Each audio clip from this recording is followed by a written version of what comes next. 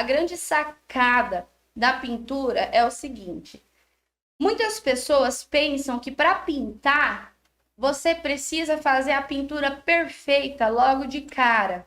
Ah, eu vou fazer uma escultura com um tamanho reduzido, bem pequenininha, e aí eu tô ali trabalhando aqueles detalhezinhos, eu preciso ser muito precisa na pintura, muito específica, muito objetiva. E não é assim que funciona. Existem algumas, eu não digo nem técnica, mas existem algumas sacadas sobre a pintura que pode te ajudar muito nesse processo. Você não precisa fazer uma pintura perfeita de cara. O segredo é, você começa a pintar a sua peça pelas tintas molhadas. E quais são as tintas molhadas, né? Primeiro, vamos falar sobre isso. Quais são as tintas molhadas líquidas que você pode pintar o seu biscuit? Aquarela, super aconselho vocês usarem aquarela, porque é uma tinta que te dá uma liberdade muito grande para pintar. É uma tinta relativamente barata se você não comprar uma marca muito cara e tudo mais. A minha aquarela é de R$ 22. É infantil e tá aí, ó, faz anos já, né? Faz. Muito tempo. 4 ou 5. Por aí, né? Por aí. E tá aí. Ela só não tá melhorzinha porque eu não sabia usar no começo. Você pode usar aquarela como tinta molhada, tinta úmida. Você pode usar guache, gente. Guache é ótimo para pintar biscuit. É uma tinta super barata. Você vai pagar R$ 4,50 numa caixinha. Ou você pode comprar a guache tamanho maior. Top para pintar o biscuit. Você pode usar a tinta PVA. Ela só tem algumas particularidades ali. Você vai ter que diluir ela em água. Tem que tomar cuidado para ela não craquelar, que é aquela rachadinha. Por isso que eu aconselho vocês usarem a guache. Deixa eu pensar aqui mais para pintura no biscuit. Eu acho que as melhores tintas são essa. Você não pode, não deve, na verdade, usar tinta de tecido para pintar a sua escultura pronta. Por quê? Mas, Carol, você tinge massa com tinta de tecido e tá falando que eu não posso usar para pintar? Ela é ótima para você tingir a massa. Eu gosto, eu sou suspeita, eu gosto mais da tinta óleo. A gente usa tinta de tecido porque é o que a maioria das pessoas usa e a gente quer usar o mesmo material para mostrar que dá para fazer, né, numa boa. A tinta de tecido ela é ótima para tingir a massa. Só que o que acontece? Quando você pinta a sua escultura com a tinta de tecido, faz um teste. Se você tiver uma aquarela ou uma guache vai ser mais fácil de você ter. Pega a cor preta da tinta guache, passa em cima de um pedaço de massa seca. E aí depois você pega a cor preta, a tinta de tecido, e passa em cima do pedaço de massa seca. Você vai reparar que a textura é diferente. Quando você colocar o dedo em cima da tinta guache, ela não vai esticar de volta. A tinta de tecido, ela estica. Ela vira um plástico. Se você puxar, você vai arrancando ela inteirinha. Sabe quando a gente passava cola na escola, assim, na mão e ficava tirando as casquinhas? É tipo isso que acontece com a tinta de tecido. Ela vira esse plástico. E isso pode ser um pouco ruim para sua pintura, porque pode deixar ela menos realista, vamos dizer assim, menos humanizada. Depende muito do trabalho que você faz, né?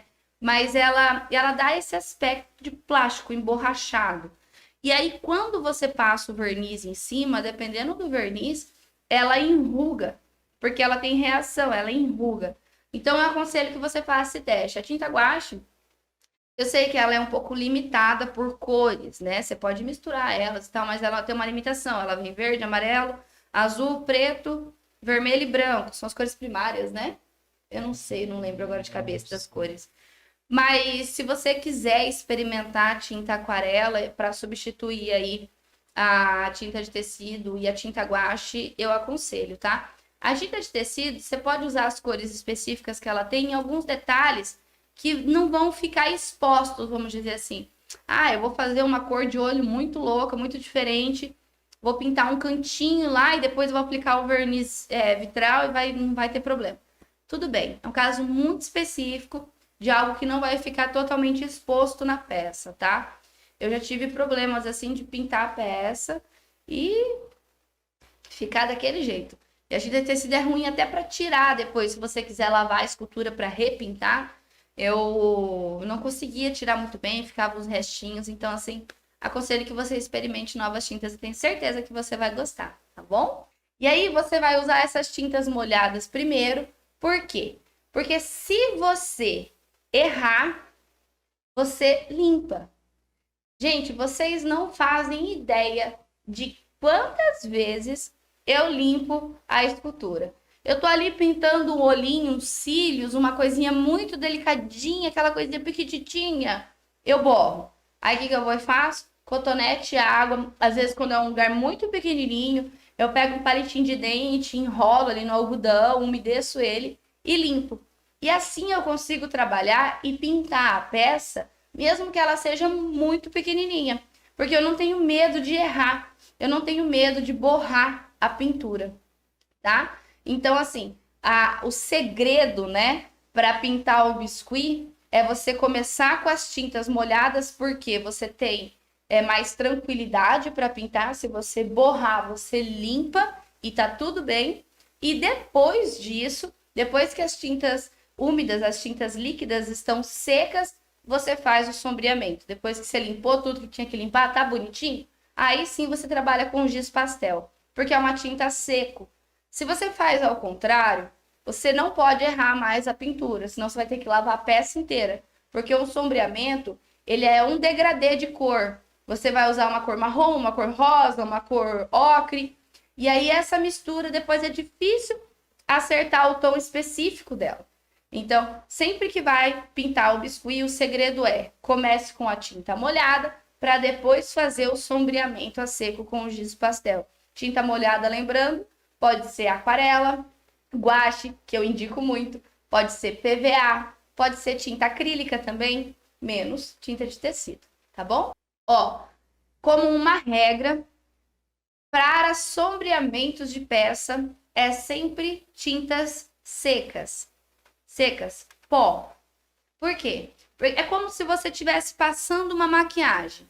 Quando faz o teste, quando você passa a base ou o corretivo no rosto, você não consegue delimitar muito bem onde ela vai. Você até consegue, mas é diferente do pó. Você tem que espalhar ela em todo o rosto para cobrir tudo igualmente. Aí, se você quer fazer uma sombra, que é em pó, você pode... Não tem só em pó, eu sei, mas estou dando um exemplo para vocês, tá? Se você quer fazer uma sombra, passar uma sombra no olho, que é em pó, você faz um sombreamento e você consegue fazer um degradê, você consegue fazer um desenho ali no seu olho. Pensa sempre nisso, é como se fosse uma maquiagem. Então, para pintar íris do olho, cílios, sobrancelha, batom, você pode usar no seu biscuit a tinta molhada, líquida. Na lista, guache, aquarela, PVA, acrílica.